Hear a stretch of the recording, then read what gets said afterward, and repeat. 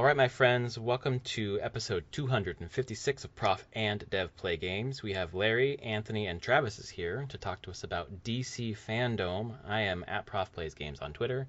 Anthony is at SummerSpeak on Twitter, and Travis doesn't fucking use Twitter because he's smarter than both of us. I don't use social media, period. That's very, very smart. How's everyone doing? Okay. Surviving. Yeah. Yeah, you're in the fucking middle of fires, man. Yeah, one about 20 miles south of me and another one about 60 miles, 70 miles north of me. I'm in between the two big ones, so. Man. Yeah. All the smoke. Yeah, I shared a picture with you guys earlier where it's like, it looks like it's dusk 24/7 here because of all the smoke. And then just like all that shit that's in the air, right? The plastic Yeah. that's burning and everything else. The air quality index today was over 300, which for those of you that don't know, which was me before today, that's considered hazardous to everyone. So i.e. don't go outside, period. Yeah. Which is great fun. Stuck inside for a pandemic and now a natural disaster. Yeah. Yay! Good. Well, Yeah. wish everyone safety and hope everyone, God, I hope the fires get contained. There's, a dearth of firefighters because of COVID, obviously, and also our prison population, which we rely on for slave labor in terms of firefighting. They don't have much access to that. And apparently California asked Canada and Australia for firefighters, and we're told no. Yeah, I'm not surprised. People probably don't want to come to California for obvious reasons. I mean, Canada just, I heard it on the weekend, is just keeping the border closed at least until the end of September at this point. They extended it. Yeah. It's like, yep. Which is fun for me having friends and wanting to visit friends who live in Vancouver, BC, and cannot do that. Yeah, if I were Canada, I would do the same thing. Yeah, they basically threatened. Just like, nope, shut that border. We don't want you coming across. I can't fault them in that logic at all. Yeah. No.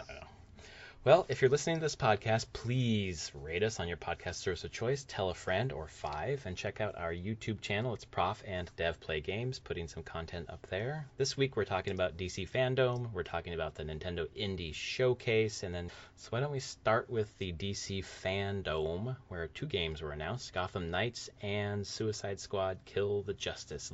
General impressions from you? I watched both trailers. I was surprised how much RPG Arkham Knights looks like it is.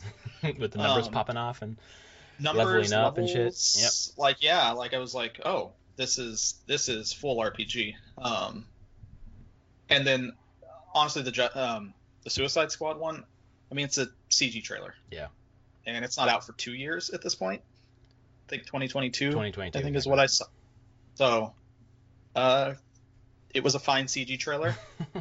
I have no clue what that game is in the end going to be, other than a Rocksteady game. But I was going to say with the initial trailer on Arkham Knights, I was pretty stoked. Kind of harkens back to the other Batman games that they've done, but with, more breadth of characters and not just having Batman be the only one, which was kind of nice. Right. The gameplay trailer, you guys saw the conversation through text that I started with another friend. I loved it. Eat my popcorn. That harkens back to Larry and I's conversations back when we were much younger. I was kind of an asshole back in my youth, guys. I don't know if you guys knew that. Still kind of are, but that's I could say the same about myself, so I'm whatever. much less angry now. Okay, sure. You don't sound like you believe me. Yeah, for obvious reasons. Which I don't know your guys' thought, but my one complaint that I saw on that one was I know that it's Batman. I know that it was Batgirl and Robin, but Robin's style, character design remind me immediately of looking like the Flash with the helmet and everything. And I was like, what the heck? Come on, dude. But still, the game looks interesting. It piqued my interest, and as I told you guys, it jumped to the top of my list almost immediately just because I am a huge Batman fan. The Suicide Squad, I kind of echo Anthony's things. Like, yeah, we saw a bunch of CG, which doesn't give you any idea what the hell the game is or what it's about, and I have zero expectations, and I'm not really excited about it because it was like watching a movie trailer. Yeah, it's so far out. Like, I guess tonally they hit Suicide Squad. Again, this is where I fall down because I haven't really paid much attention to DC in a while. Anything. Nobody has? Yeah, Joker was good. Come on, Joker was good. You mean Falling Down just as a supervillain? The movie Falling Down. Michael Douglas did it better. I was like, I don't know that movie. Oh yeah, it's a movie from like the late 80s, early 90s. But essentially the same thing. Common dude just gets ground down by society, except it's the dude who's wandering through LA as he just gets more and more rage-filled and stuff. Oh shit, man, I need to watch that movie. It's a classic. Yeah, it's just like an office worker who just loses it as something happens in a traffic jam down in LA, and yeah, he just starts walking. Shit. And eventually has a rocket launcher. Oh shit, okay. Like escalation is pretty amazing in that movie. But yeah, no, Joker it's fine. Never saw it. Oh, The last one I saw in theaters was Man of Steel. I'm sorry. Yikes. I was not happy with that movie. I was really not happy with that movie, which made me go like, I didn't see. Is it Batman v Superman or Superman v Batman? Whatever Batman versus Superman. That stupid thing is. Yep. Oh my god. I watched that years later. I watched that in theaters, man. And I was like, it was as dumb as I thought it had been. Martha. What? Your mom's name is Martha too? Oh shit. So I'm trying to think. I didn't see Suicide Squad. I heard Suicide Squad was terrible. Travis, didn't you watch that? So the last DC movie I saw in the theater was Wonder Woman. Oh well, I should see Wonder Woman. I've heard Wonder Woman's good. And everyone got mad at me when I said Wonder Woman was an okay movie. And everyone was like, no, it's great. I'm like, no, it's great for DC, which means it's good. Yeah. It's an average movie. And people got pissed off at me for saying that. No, I think that's right. Because of that, I've decided not to give DC my money, period, because they have proven time and time again since the Nolan Batman trilogy that they just can't do like everything had to be dark and gritty. Yep. Like no, that's Batman. That is not Superman. That is not Wonder Woman. That is not the Flash. That is not every other effing character in DC. Well, that's what happens whenever you give Zack Snyder the reins to your creative universe, because all he knows is dark and gritty. Well, James Gunn is doing the Suicide Squad sequel. The new Suicide Squad, which actually, did you watch the trailer for that? I have not seen that, no. The roll call trailer, which is fucking hilarious just for a bunch of goddamn names coming across the screen with icons. Like, you're like, this is the tone that Suicide Squad should hit. So, I've seen Batman vs. Superman, and I've seen Justice League because it was on HBO. And I had HBO. I'm like, all right, it's there. I'm going to watch it. And each time I watched the movie, I immediately got off and said, fuck, I want my 2 hours back. Like, Justice League was a hot mess for so many different reasons. And everyone's like freaking out about the Snyder Cut coming out next year. It's going to be 4 hours. Just like an extra couple hours is going to fix it. Wait, is it the Snyder Cut of Justice League? Yes. Oh, god damn. And everyone's so better. Yeah, everyone's so excited about it. I'm like, well, dude, I'm gonna watch it because it's gonna be on HBO and I'm gonna have it. But I guarantee you, it's not gonna be any better. Because, I'm sorry, Jesse Eisenberg as Lex Luthor was horrible. Batman is not the person that creates Justice League. He kept telling them to fuck off for a very long time. So no, that's just no. Did you see Zack Snyder's Twitter response? No, you haven't seen it. I'm sure, no. Travis, but there was some critic who watched the new trailer, which, my God, does Zack Snyder have a thing for Leonard Cohen's Hallelujah? Holy shit, can he just get over that goddamn song? No, he can't. But some critic on Twitter was like, watched it, looks fine. Honestly, a lot of the trailer, the new stuff just looks like alternate takes of stuff that was already in the movie. Like, I don't think this doesn't look like it's going to be drastically different. Zack Snyder responded to being like something about like when you saw the theatrical cut, you said it made you feel like you'd watched a Saturday morning cartoon. Well, this movie is for grown-ups or something like this. And I'm just like, oh my god. And I guess this is why you make bad superhero movies. So I saw the trailer for the Snyder Cut, and I was like, dude, this looks like even more of a hot mess than an original one, which is saying a lot to me. It's going to cram a lot of extra stuff in that probably doesn't. That doesn't make it better. That doesn't make anything better. You need to pare it down. Hey, I It got should be a short. For you. The Lord of the Rings movies got worse as they went on because they got longer. Dude, The Hobbit. They turned The Hobbit into 3 fucking movies. That was bad. Sorry, you should have stuck with The Hobbit being one movie. Yep. Anyways, well, that was a new line saying we want 3 movies. We want money. They want money. Yeah. So yes, longer does not end up being better usually in movies. However, I will say this: I've seen the Aquaman movie again because it was on HBO. Mildly acceptable. Again, I put that on okay. It really finally decided DC was like, we're not going to take ourselves too seriously. It still tried to, but there was still a little bit of, we'll take the kind of the cheap joke every once in a while when it's there. Saw Shazam last week because it's on HBO again, because I'm still not giving them money.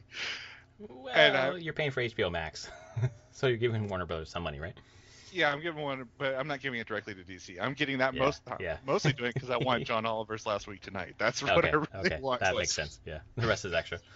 Yeah, the rest of it's extra. But I will say that Shazam was actually a really good movie, and not just a really good DC movie. I'd put it up there as this is almost Marvel level acceptable, because it finally took realized that it doesn't have to be dark and gritty, and that Shazam is a little kid, a 14-year-old, as a superhero. So obviously he's going to do kid things with those powers. Yeah. And act like a kid. And that was like, okay, finally, that was a good one. But these DC movies that are coming out, I'm kind of like, we'll see. Yeah. I don't know. I wouldn't mind them good.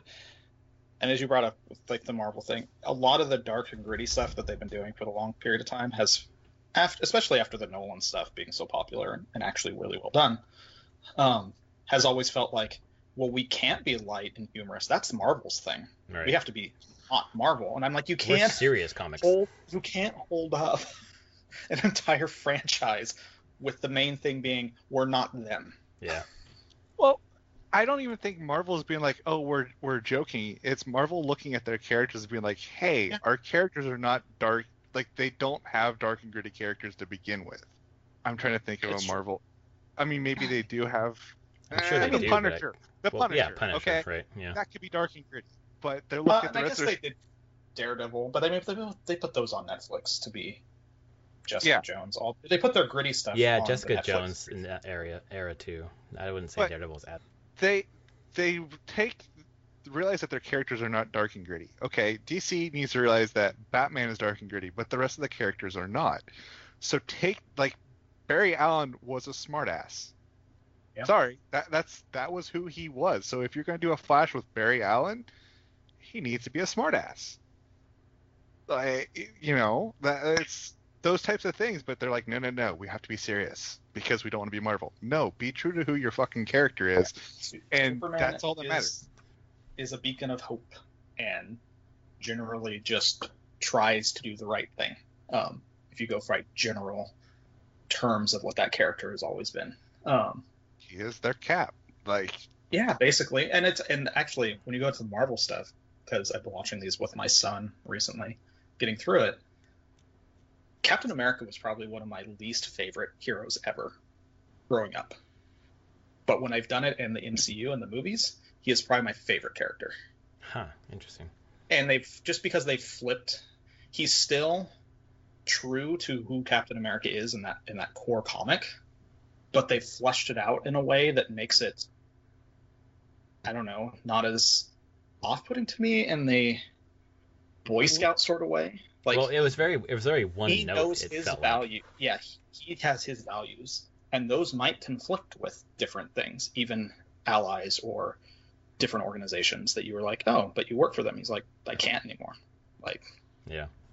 he has his moral compass, and they really push that in. And I'm like, oh, I really like this character, and Chris Evans plays him amazing.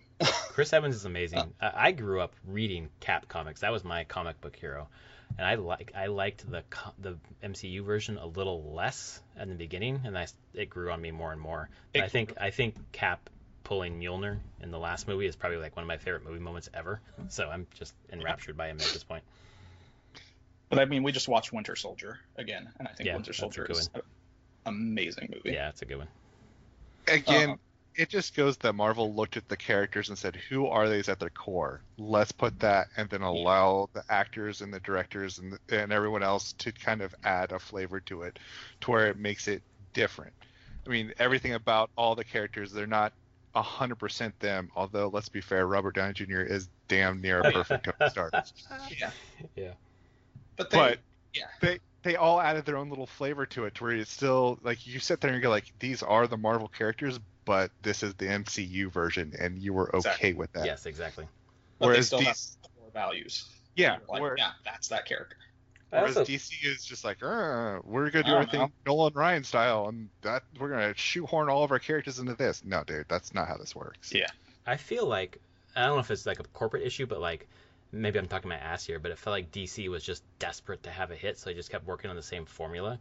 Whereas Marvel maybe had more money, and now obviously with the Disney money, they can do whatever they want, so they can take a lot more risks than maybe DC.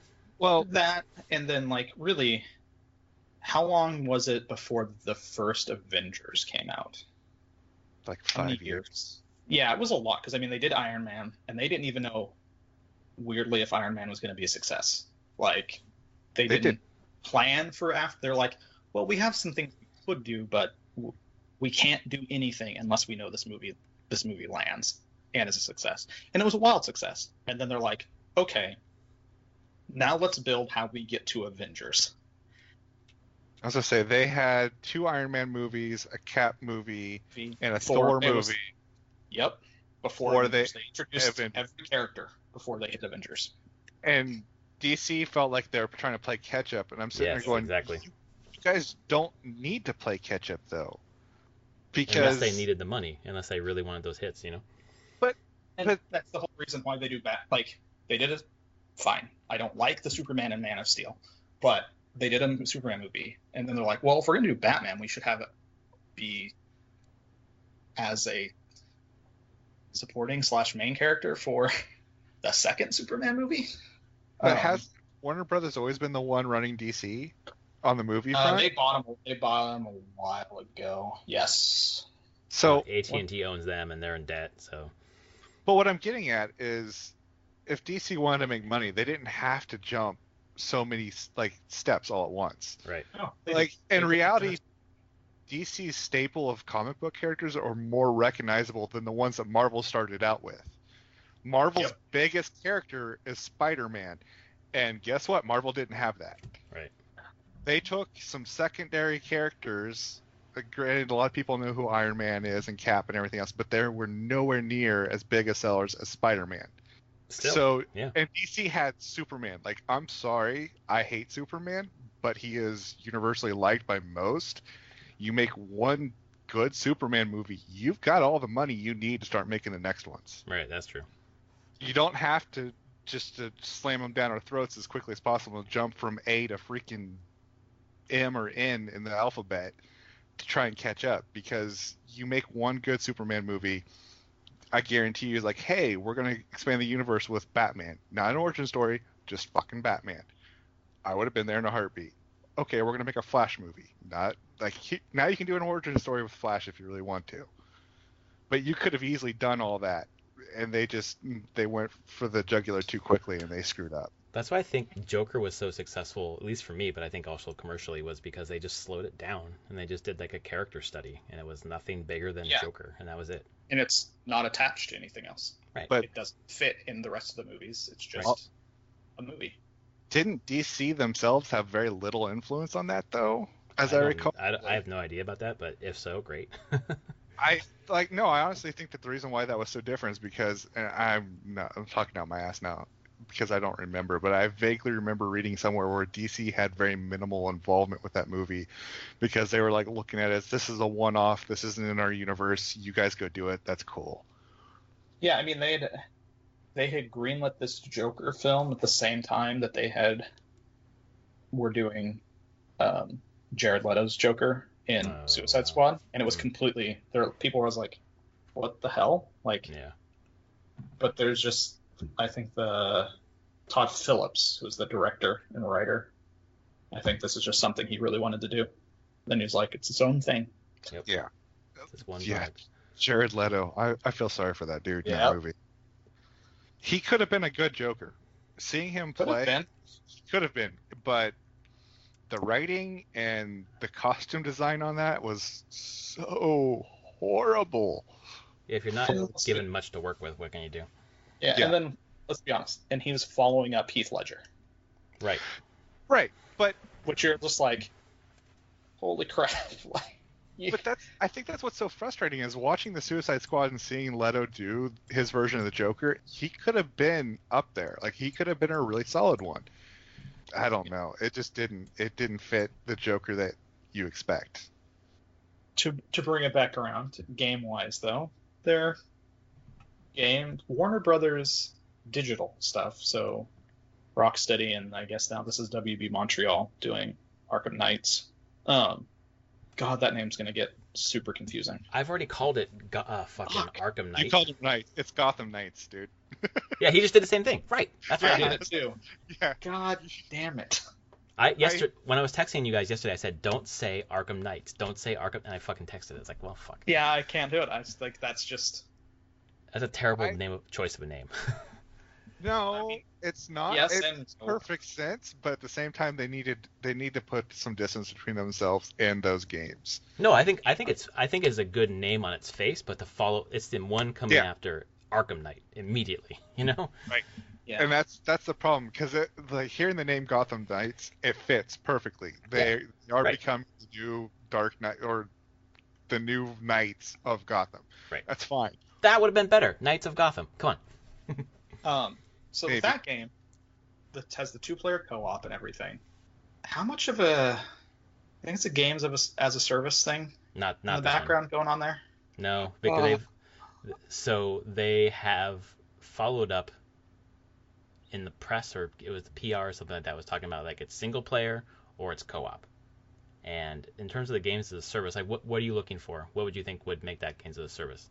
Like adding skins for like a season pass and things like that? Yeah, all that stuff. I don't think so. We haven't seen enough of it, but I think that's why Rocksteady has that. It was just traditional DLC, fine. Like that's not games. I would consider games as a service. But if there was rolling cosmetic and purchasing content, like if they're saying, hey, we're setting out with this game and this game is going to be updated for the next 5 years. Consistently every quarter with new activities to do, new things being introduced. That's much more games of a service. I wonder. So or a Gotham that has unique events happening at random times. Exactly. Yeah. Yep. Yeah. It didn't seem like it was tilting toward that way, and it still could. But it just makes me think because Suicide Squad is doing that maybe this one won't. Yeah, that makes sense if they just want to.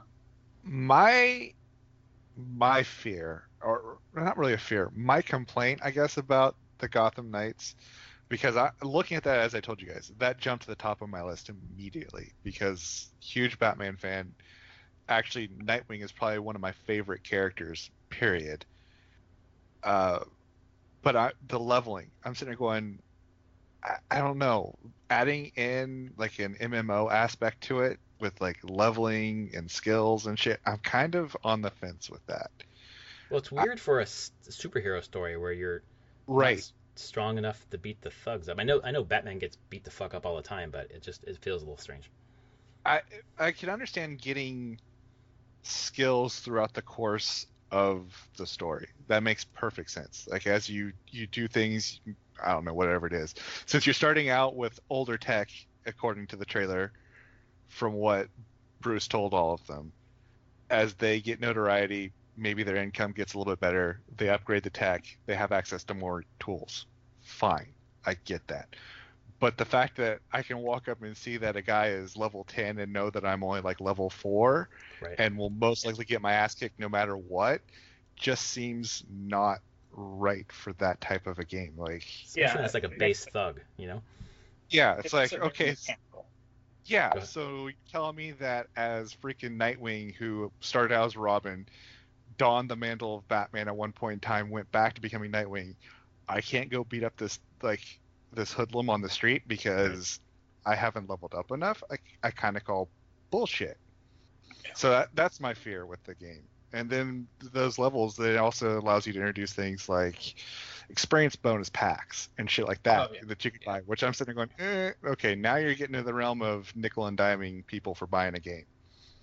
But it's going to be $70 anyway, so it doesn't matter. Right.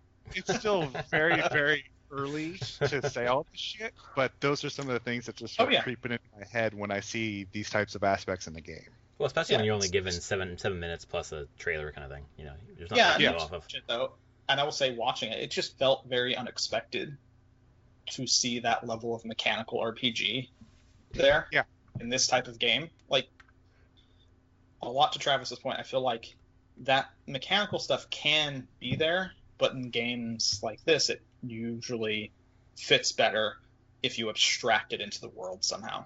Give it context instead of just saying, that's a level 10 villain. Well, especially since we've been conditioned for over 4 Arkham games, basically, to expect some other type of combat and some other type of mechanics, to just think, oh, this will be the same continuation of that, and it's not. And that's fine, it could be a different game, but it was a bit of a whiplash. It is. But we can play as Batgirl. I'm pretty stoked about that. That is pretty cool. I'm kind of surprised that it only, and maybe this is something they're keeping under their hat right now. So they only showed Batgirl, the Red Hood, Nightwing, and Robin. And I don't know which version of Robin they're giving us. I'm assuming Damian, but who? Tim Drake. I don't.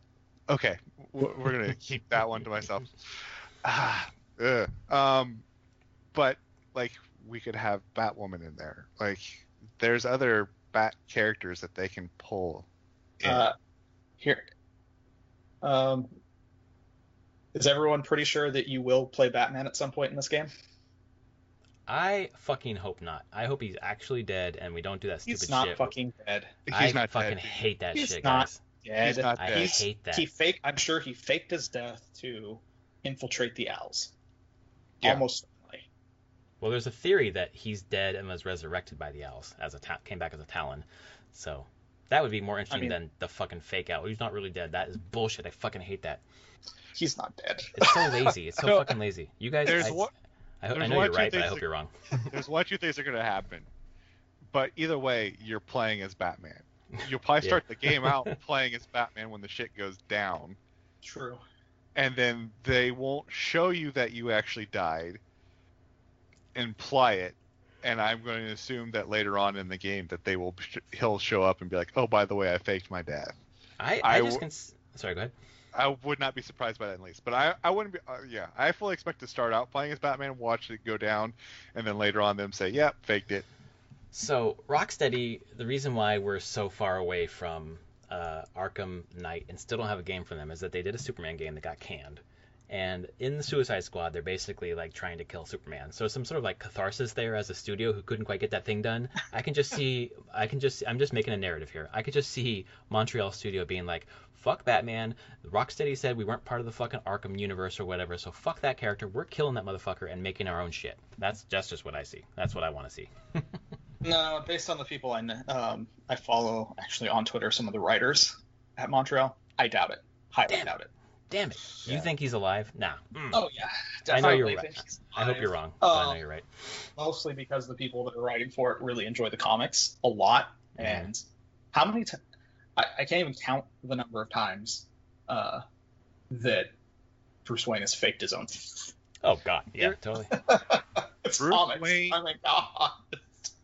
Bruce Wayne in the DC universe is Dritz Duerden of the freaking Forgotten Yes, I Realms. was just So thinking true. that. That's right. Can't kill him. Like, sorry, that's just he's not dead. Yeah. It's not- Okay. It'd be kind of nice if someone would take that shot and just do it, but again, this is where I give credit to Marvel with their movies. They did that to Iron Man. I'm like, fuck, good job. Just Yeah, but they axe did it after like the end of like a 13-year arc. So they 21 kinda- movies, 22 movies, but they did kinda it. Juiced it. But they did it, which Yes, is that's right. And they something never- almost no other movie does. Right. And they never faked out that he had passed away earlier. Yeah. Like that's the thing. Like, did they fake out anyone through any of those 21 movies? No. Nope. No, not in like a major like cliffhanger sort of way of like, oh, Well, the snap. That's about it. But we all knew that. yeah, the snap thing was just basically like, but even then wasn't, I wouldn't call it even a fake out. That was just a like, It was a cliffhanger though. okay. Like, what happened to him? You know. they all Well, no, we died. knew what happened to him. I know but we we knew also that, knew but- what was going to happen as well. Correct. But in terms of like the narrative, like in that moment, those characters didn't know. Yeah. So. But yeah, yeah. Speaking of the Drizzt books, my son has started reading those. Oh shit! Really? Yep. He was like, I want a D&D series. I'm like, okay. I think these are. I remember them being generally fine. So The first like Sojourn and everything, yeah, those are fine. yeah, I started him with the Icewind Dale trilogy. Mm-hmm. Okay. Chris Chart, Stream of Silver, and Halfling Jim. The Cleric Trust- Quintet's better. Great. Then start with the worst ones first, so that he can move on to like better. Yeah. ones. I mean, he's reading it effectively in the order that it was written. Yeah. Yeah. I'm just saying, like from Ari Salvatore, Cleric Quintet's a better series, is my opinion. But yeah. Anyways, I so remember loving Dragonlance so much, and now not for me. I still love that series. there's some comfort in it, but it's not. Oh, I understood it back when I read it. It was never super well written to begin with, but I still just love the characters and the stories. Yeah. It was definitely the gateway drug, right? Except I moved from Dragonlance to Terry Goodkind. Mistake. I regret Yeah. it so much. So let's move from FanDome over to the Nintendo Indie World Showcase, which happened August 2020, which is basically Nintendo announced we have a Direct coming up, and everyone got really excited, and then they said it's the Indie World Showcase, and people got sad, and then they said I hope it's Hollow Knight Silksong, which it wasn't. But I thought it was a solid showcase overall. There were tons of shadow drops and some pretty solid games. Any of the games stand up for either of you two? I was super excited to see Hades on Switch now. Yeah. Opening with it. One, Hades art and audio and music. Awesome way to open. Also, I had known that this was coming to Switch for quite a while, and I can finally say it was coming Oh, nice. since last year's PAX. Oh, jeez, that was a long Oh, time ago. damn, dude. Yeah, yeah. Oh, Like that's when I had talked to some people, and they're like, right. it will be there. Just it needed to get to 1.0 before they wanted to put it out on Switch. Right. It's a fun game. I don't know if either of you played it on PC. I have it on the Epic Game Store. Epic, yeah. Yeah, one? I've had a good time with it. It's fucking hard though. Jesus. Yeah, it is. Oh, It is not easy. Hades or whatever? Yeah, Yeah. Hades. Super Giant's Yeah, new game. They did Bastion and Transistor and Pyre, which I never really got into Pyre. No. I've not played Hades yet. It's one that I've been watching, but when it started on Epic Games exclusive, I was like, not going there. Mm-hmm. And I just haven't turned around to buy it because we've had this conversation before. Yeah. Until a game drops below $15 on Steam or whatever, I'm like, nope, not buying it. I don't know why, but I'm just like, I'll wait for it to go on sale. But It's a good one. It's solid. It's definitely a return. I don't know if I hate saying return to form just because I think people did like Pyre. I wasn't a big fan. So the sports ball part of Pyre was not my. Yeah.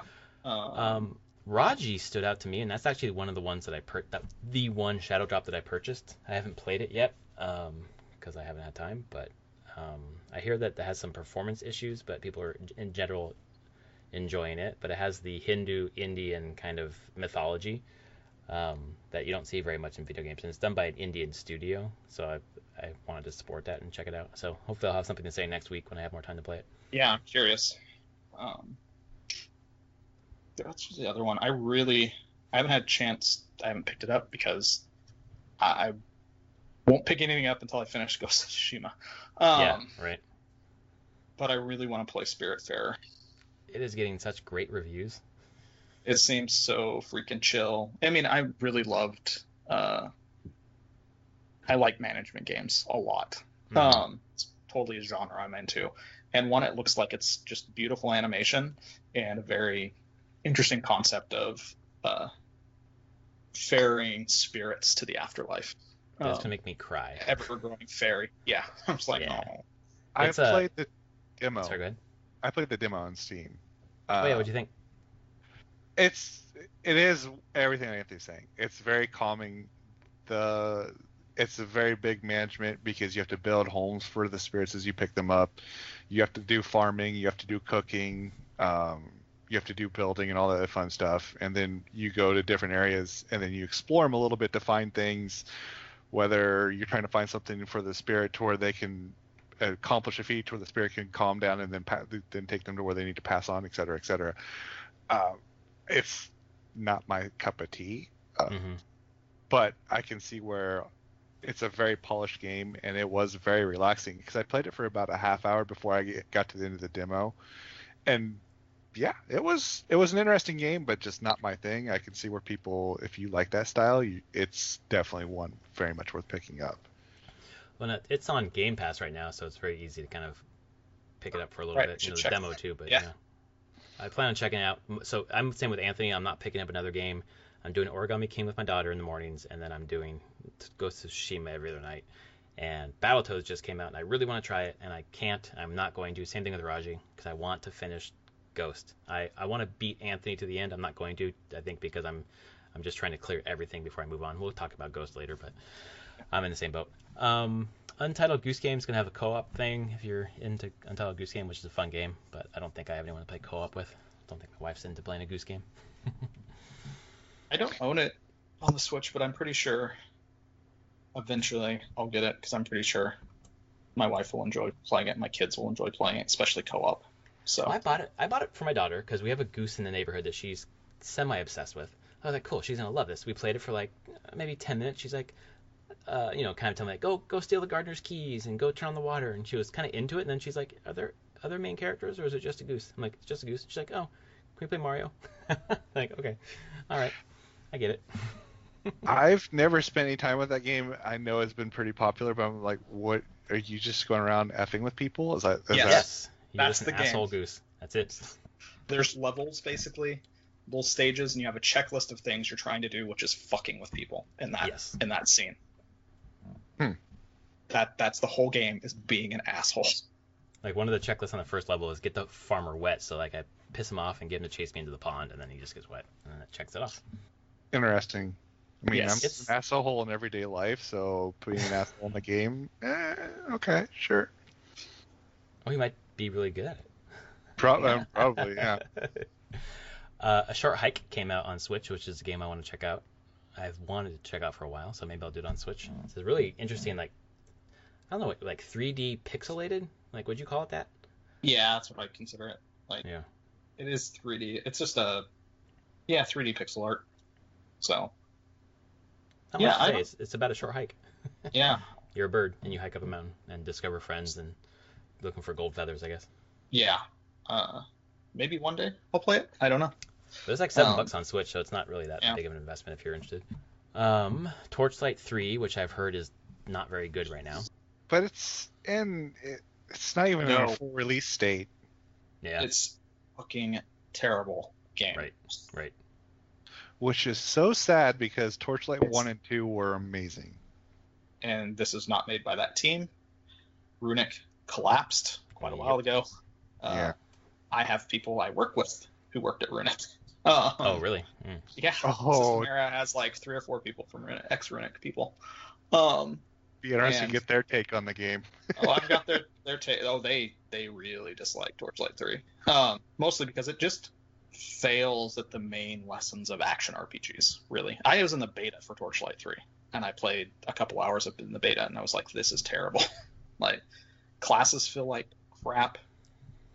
Combat, just action RPGs don't need a whole lot in combat, but you just need to feel good while clicking on things and watching them blow up and killing things. Yeah, It just did not feel good. Like, I'll tell you, I'm not a fan. It can go away. When I saw this, I investigated a bit because I was excited. It's like, no, and Torchlight 2 was on a pretty steep sale on the Switch, and I was like, all right, so I bought Raji and Torchlight 2 and Goose Game. So I figured that would be a better choice. Torchlight 3 exists. So Runic was funded, like partially owned, and their IP was owned by Perfect World Entertainment. So when Runic went under, Perfect World got the Torchlight IP. So, and this is just Perfect World being like, well, we're going to do something with that IP.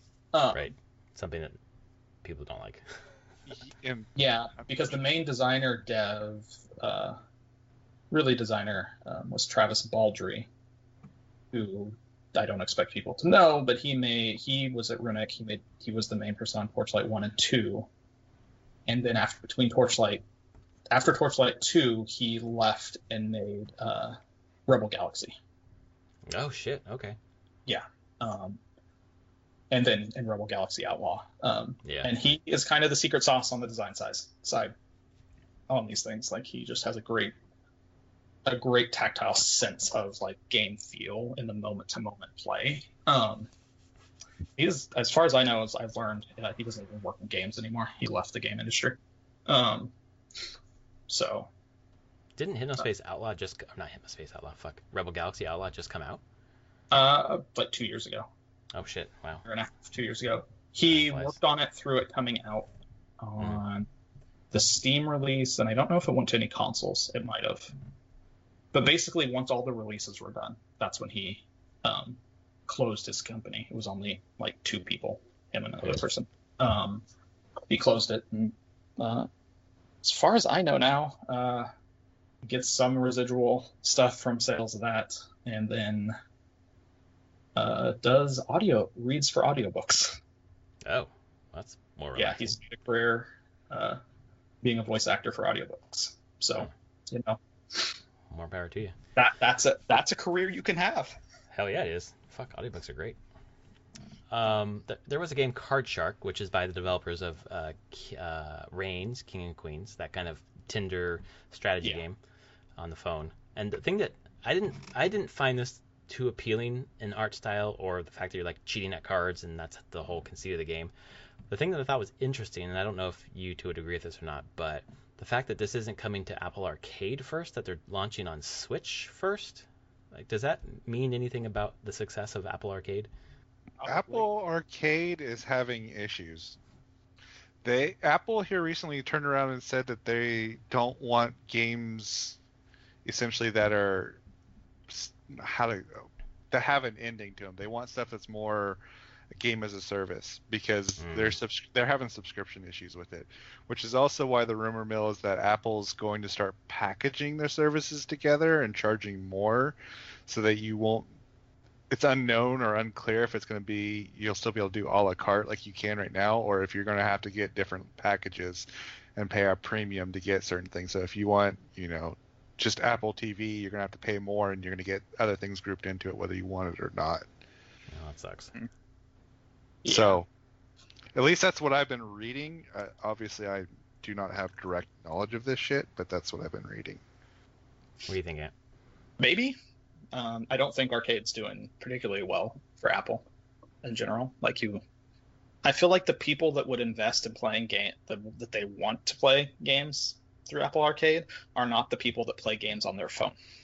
Well, I bought a subscription to check it out, and I canceled it, and it said, if you cancel it, you won't get the rest of your month. I'm like, I don't care. Like, I tried 3 or 4 games, and I was like, this is not where I want to play games, and I play a lot of games. Like, this is not it. Yeah. So there are games that I will play on the phone, but they're not the type of game that Apple Arcade was presenting.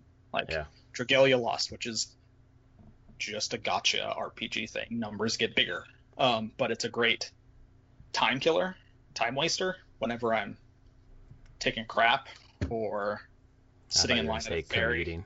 yeah, Well, I guess commuting was another time when I'm Yeah. not commuting anymore. So Exactly. yeah, You're when walking I'm sitting downstairs. on the toilet is a great time to use any of those things to just kill some time. And that seems to be the focus on the phone games, the ones that tend to make money at least. Yeah.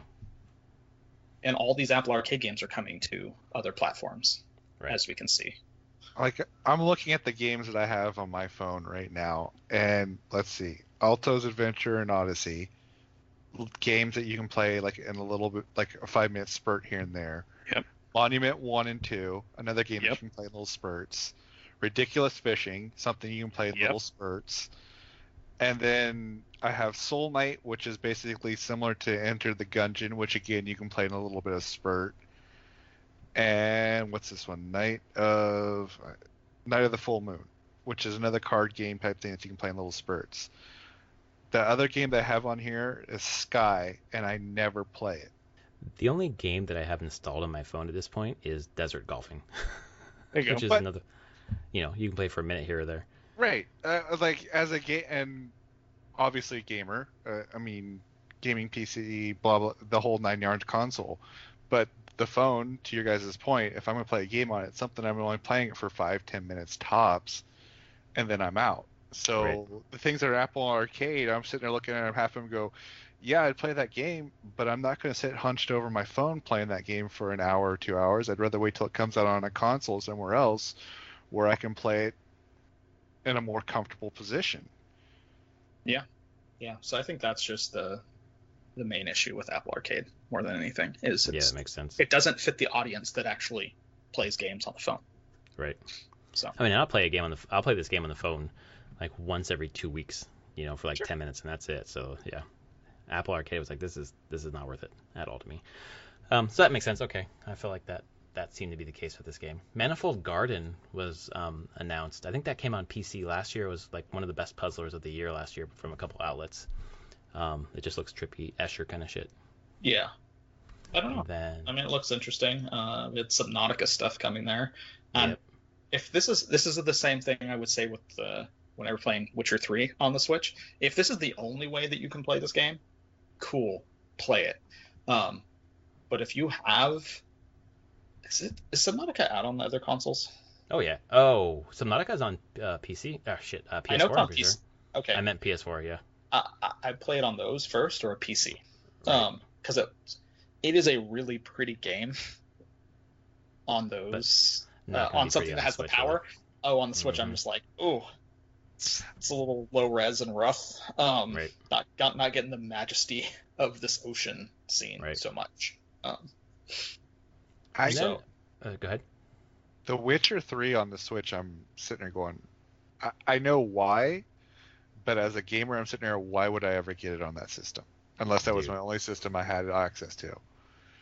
Well, because of people like me who bought it on Xbox, and then PC, and then PS4, and then Switch.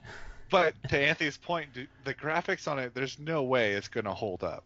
That they are muddy as shit. No, I totally agree. No, It's just you picked it up, bought it again because you're just going to play it again whenever you're sitting somewhere. exactly. on the TV. It's for the novelty of having it on the go, and partially also because I almost felt compelled because for years I was saying I would love this on Switch, and when I came on Switch, I was like, well, gotta buy it since I said I would want to buy it. And I probably put a couple hours into it on Switch, but that's not the place I really want to play. I don't know. For me, the whole indie spotlight thing, I'm sitting there looking at all the games and go, okay, these have come out, these have come out, these have been other places, these are be other places.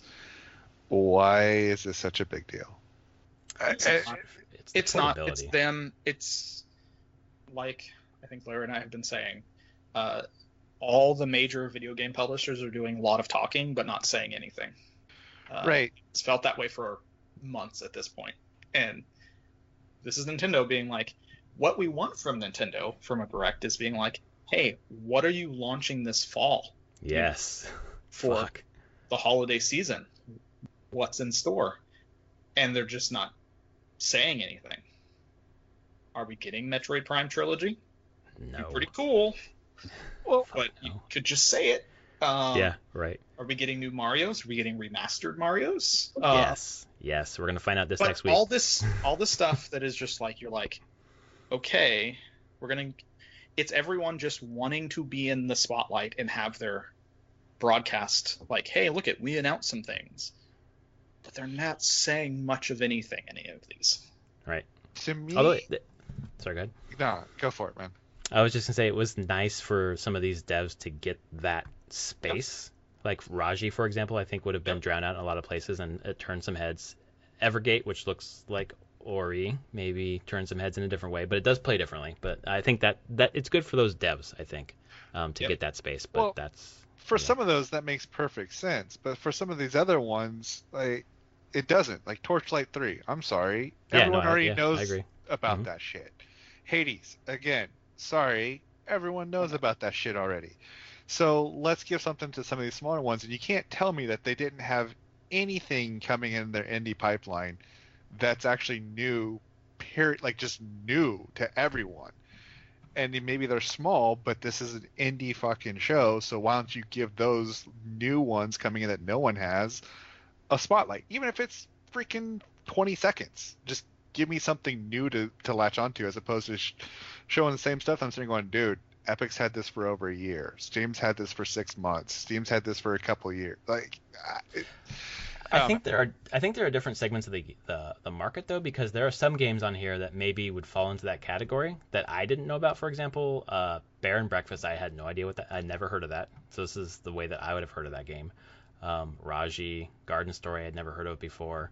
So I get your point, but there are some people who might not have seen those things. And then the Goner 2 was mentioned briefly in like the highlight reel, which I'm excited about because I like Goner and I didn't know there was going to be a 2. So, you know, that's something that's new and exciting for someone like me, but it might not be your cup of tea, you know? Well, I'm not saying about things being my cup of tea. I'm just saying let's find some of this stuff that's really, some of the stuff that's smaller. Because there's got to be some things that the Switch has from an indie level that nobody else does, and it felt like none of that was brought to light. Everything that was brought to light felt like it was something else, like, okay, this exists somewhere else, whether or not we knew about it or not, immaterial. It's what does the Switch have that nobody else has? I don't think there's going to be any. Sorry, go ahead. I really originally thought when I saw the trailer it hadn't gone to Steam that day or anything, and I like Spiritfarer, I was like, oh, it's on the Switch, and then I went to Steam and was like, oh, it launched on Steam today too. And then you were like, oh, it's on Xbox. I was like, oh. I don't think cool there's for going to that be. dev, and they have to, like, that's the thing. With indie devs to recoup their money. Like, Nintendo's not doing exclusivity deals with indies, I'm pretty sure. So devs just have to recoup their money. So they're not gonna launch only on one thing. But it's still, you beat me to the punch. You're not going to find an indie game that's really just on Nintendo. No, but you could find something that it doesn't matter if it's just only on Nintendo or it's on other systems, but it's something new across the board. Like the Spiritfarer, that's fine, dude. No one really knew about that shit because it was launching the same day across the board on everybody. So give that a spotlight. That makes total sense. But there's got to be something else that's on here that hasn't already been announced or hasn't already been existing somewhere else that you could say, hey, this is coming, this fall from this developer. Here's the game. And then, we'll find out later on that it's coming on Steam and the PS4, yada, yada, yada. But it's still new to everyone right now as opposed to rehashing stuff that people have seen on other systems. Actually, like reveals on here as opposed to... Right. Like Silk Song. That would have been great. That would have been great. Oh my god, I would have died. But no. I would have died, but at the same time... Silk Song, you know it. Everyone What'd you say? I said everyone knows. You're years away from Silk Song. You know. I know. God damn it, I know. I just feel like that Team Cherry was already like work from home anyway, so I don't know if COVID has affected that small team as much as some of the bigger ones that didn't really do work from home. What was the last thing that they actually talked about? Is just the fact that they're making it bigger than they thought they were. Yeah, but then they've done some teasers of enemies, like through some cryptic drops that fans have figured out. So I don't know. I'm sure they're working on it. They're far away. I know it.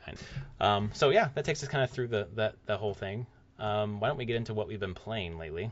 And for me, it's been Ghost of Tsushima. I've just been doing a lot of Tales cleanup, doing what's his name, Nodio, the warrior monk, cleaning up his stuff. I finished Yuna's storyline, got the trophy for Yuna, which is great because I think she's my favorite side character, and I really liked how her whole storyline ended. I don't know if you've finished Yuna yet, Anthony. I did. I got the. Okay. At least I got. It was I got a trophy for Yeah. those. So I finished hers.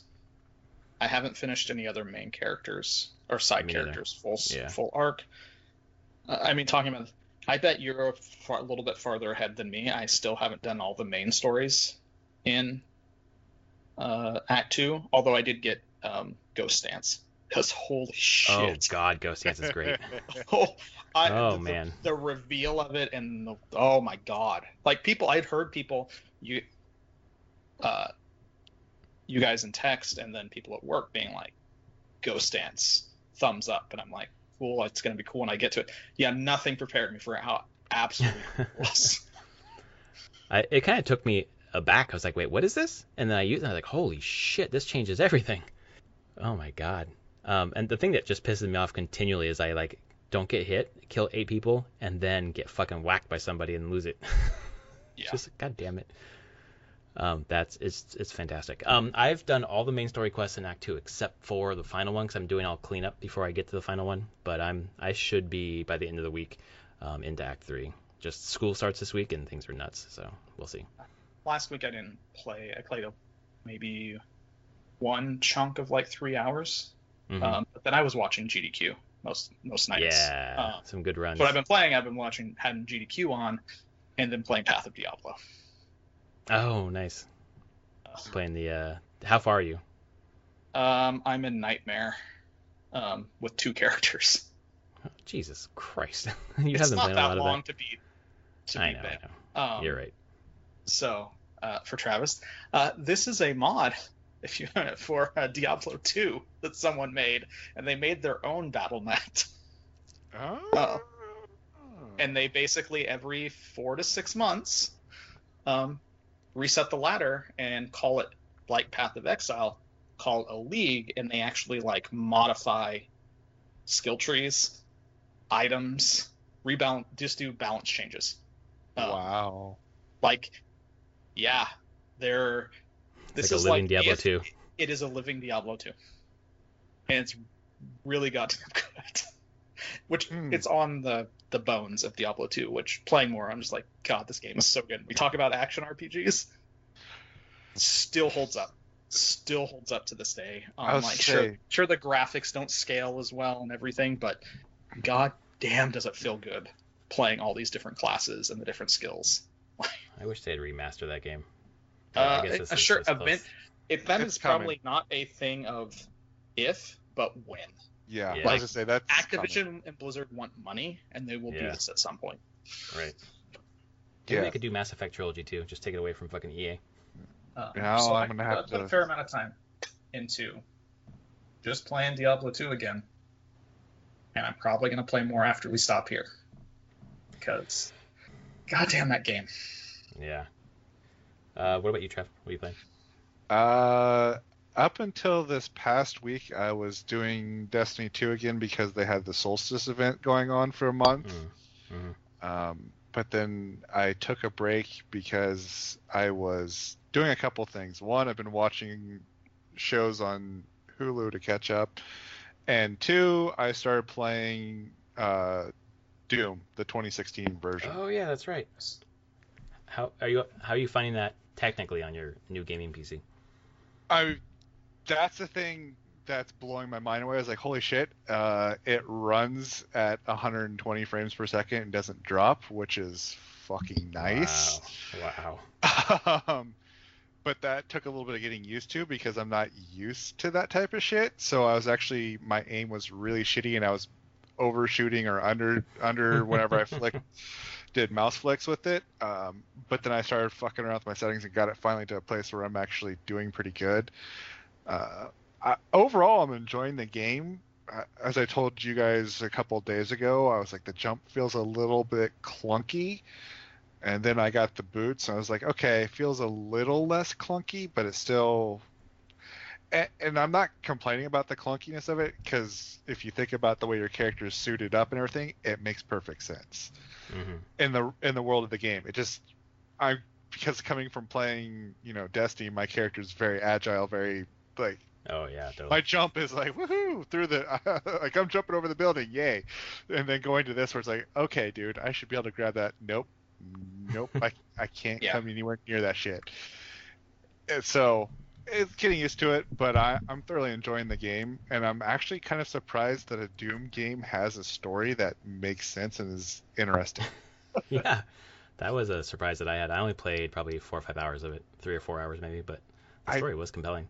I think I'm like 6, 7 hours in. I'm trying to Mm. remember. But yeah, I'm sitting there going, whoa, okay. Oh no, I'm about 5 hours in. I just entered the portal to hell.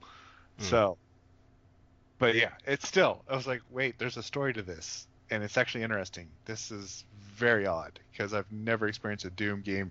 Usually it's just go in, shoot shit, go out. Like that's it. So, yeah, They did the it's same thing with Wolfenstein. Wolfenstein 2, well, 1 as well, but the recent ones have had a pretty compelling story as well. the last I haven't played Wolfenstein in 20 some odd years. Dating myself here a little bit.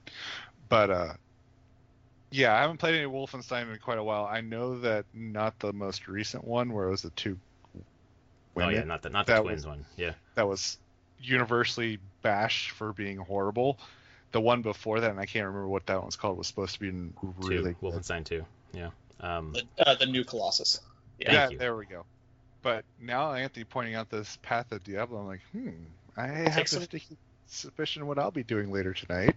I will say, servers are a little bit, as you can imagine, a little bit sometimes. Yeah.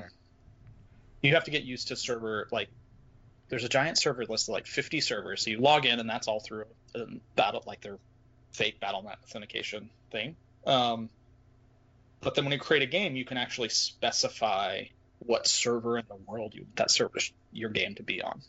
Okay. So you should look at a server list to see like, oh, this is the one in. I think there's one in Silicon Valley. For you, there's Seattle and Portland, a bunch in LA. Just so you have low latency. But Yeah. So how long before Activision Blizzard comes after this, though? I don't know, because the thing is with it, you can't play it without the actual Diablo 2. Right, but They have that's also part of the reason why they redid their StarCraft, or no,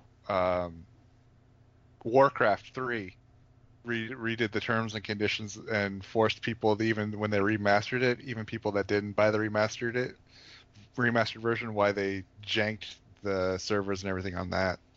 Yeah, I think the only reason why Diablo 2 hasn't gone through it is because their servers are so old to run that goddamn thing.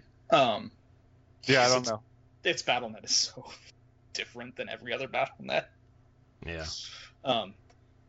Yeah, we'll see. But it's a thing.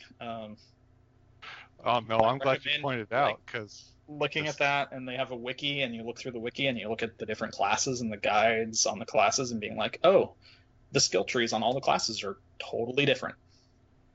And they've removed skills and added skills.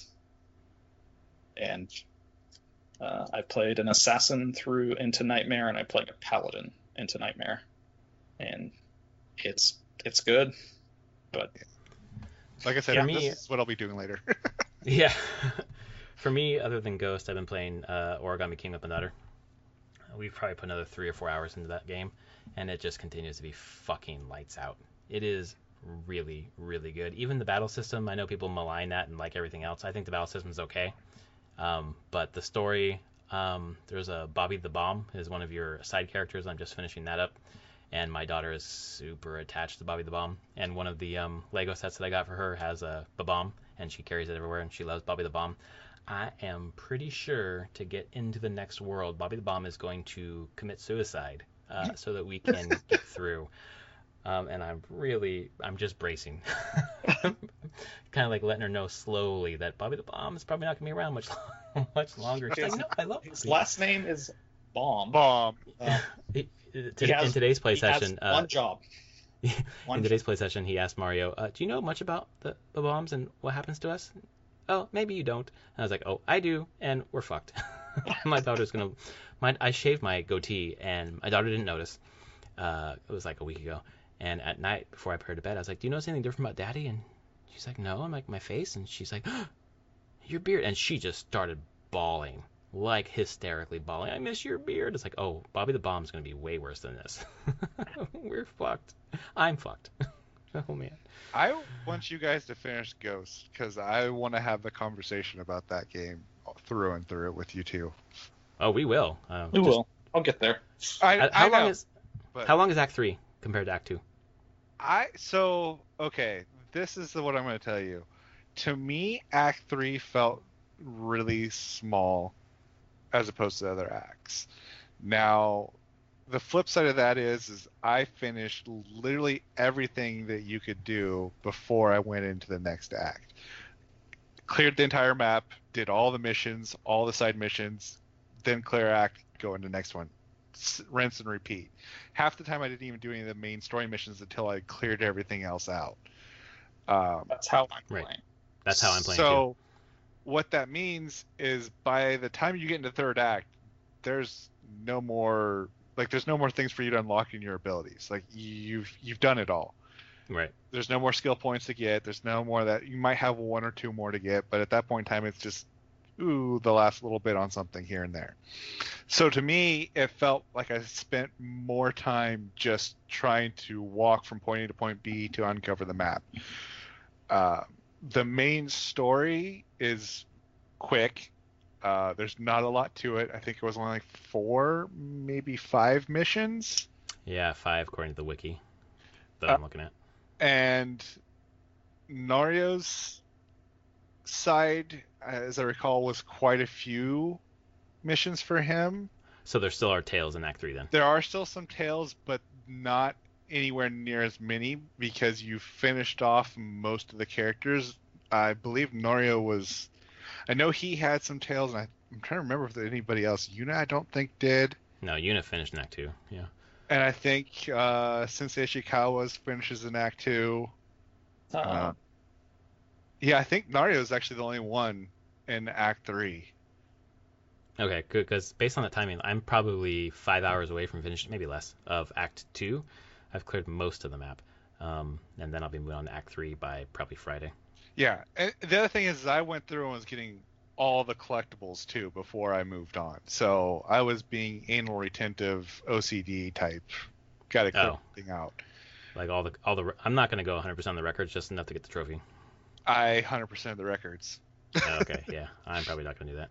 Because we had the conversation on Tuesday night or Thursday night. Shit, I'm getting my nights. Yeah, Thursday. Yeah, when you got the bug cleared, basically. Well, come to find out, it wasn't a bug. That FYI, if you have for you two, the location of all the records and stuff, the locations are always static, but which record you get is not.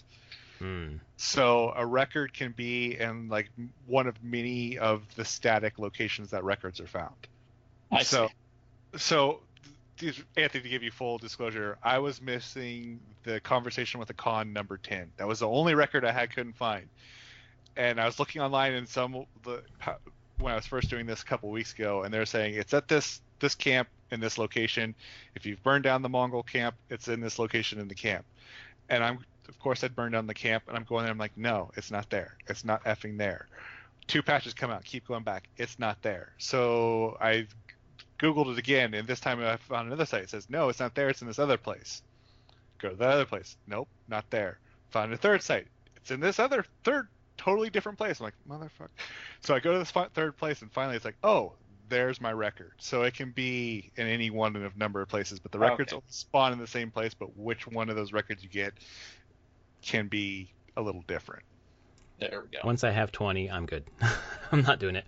I just, unless it's tight, I want to platinum this game for sure, so I'm going to do whatever I need to platinum it, but like God of War, like I fucking love God of War, but I'm not tracking down all those fucking ravens. And I know I can just do a guide or whatever, but it's just not worth my time at this point. Yeah. I'd rather experience a story. You don't need to do all those to platinum. I was just, as I'd gone through it, I got to the point where I had 39 out of 40 records. I'm sitting there going, I'm going to get that last effing record no matter what it takes. No, that makes sense. And so I finally got it. I have collected everything in that game 100%. I went to all the hidden shrine, every single hidden shrine, not just the necessary 10. I went to all 20 of them, I believe. Oh, wow. So, and FYI, if you do it, the game doesn't care. Doesn't tell you that you've done all 20 of them either. I just know that I have. Right. So you like that game then?